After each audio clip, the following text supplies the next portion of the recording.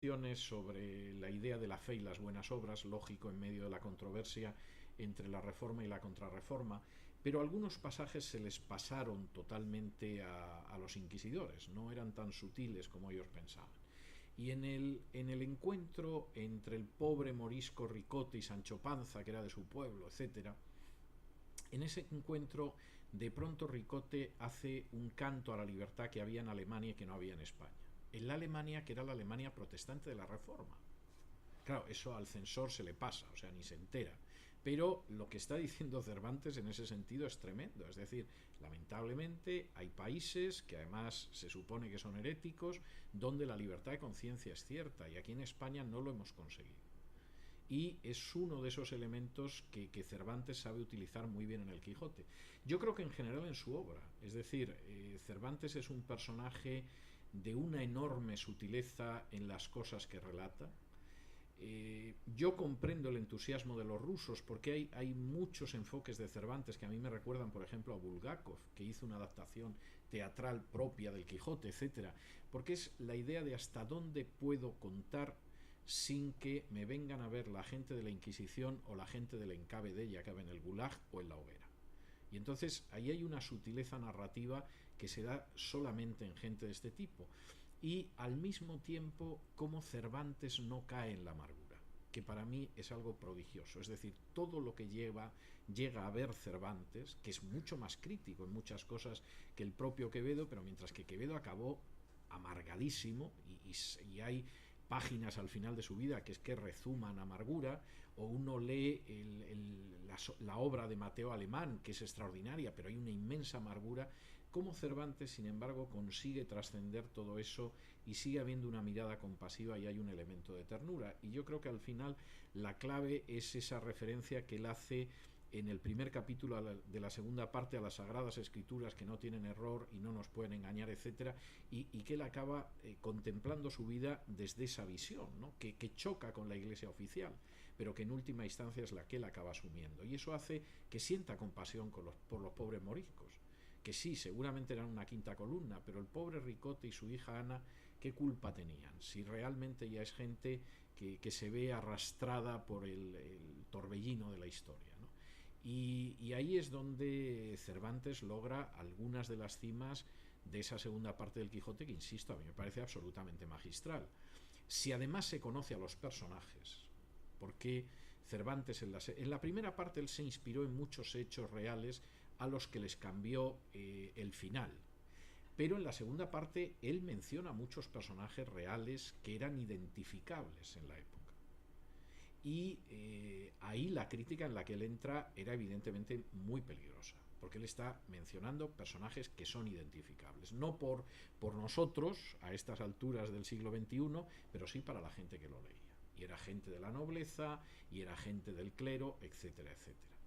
Y no cabe la menor duda de que en Cervantes el Evangelio está por delante de la religión, la virtud está por delante de la sangre, la integridad está por delante de eso que el mundo o la sociedad denomina triunfo.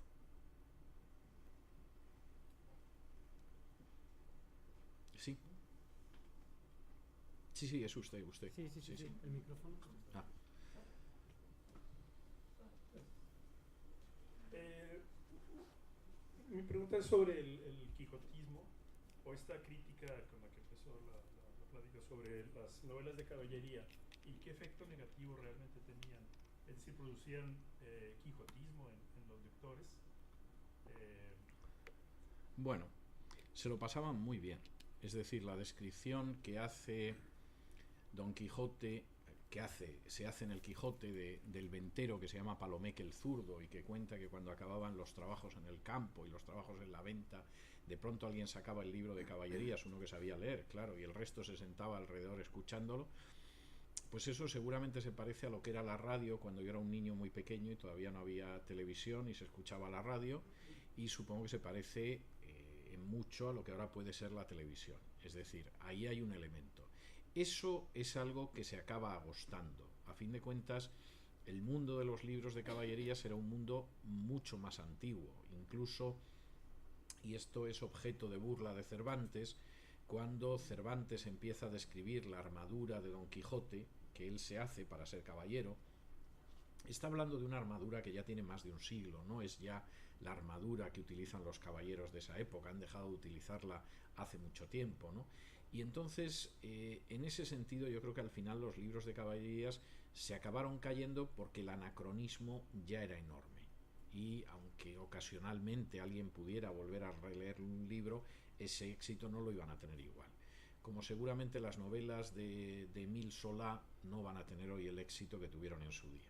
Es decir, uno puede volver a leer Germinal o Naná, cualquiera de estas novelas, y siguen siendo buenas, y además era gente que escribía extraordinariamente bien, pero el impacto que eso podía causar en un momento ya no tiene sentido porque la sociedad ya es una sociedad muy distinta. Y yo creo que el libro de caballerías pues acaba muriendo, seguramente no por el impacto del Quijote, sino por el impacto del tiempo que causa unas heridas que son incurables.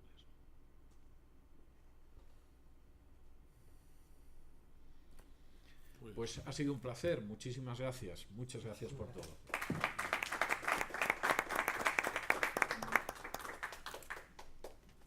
Gracias. Esto vais a tener un enlace en un link. Tú me lo vas a mandar, por favor, pues la gente le va a encantar escucharlo. Pues muchísimas gracias. No, lo pasa muy bien, lo pasa muy bien. Bueno, nos hacemos una fotito. Hombre, y por favor, faltaba. A mí me encanta esto de los reconocimientos que te dan en las universidades cuando das una conferencia. Me parece algo fantástico. Sí, nos la podemos hacer con el Quijote que hay ahí fuera, que es una pintura muy bonita. Sí, bien bonito. Sí. El que fue el director de la Florentina, publicó un pequeño libro con las mejores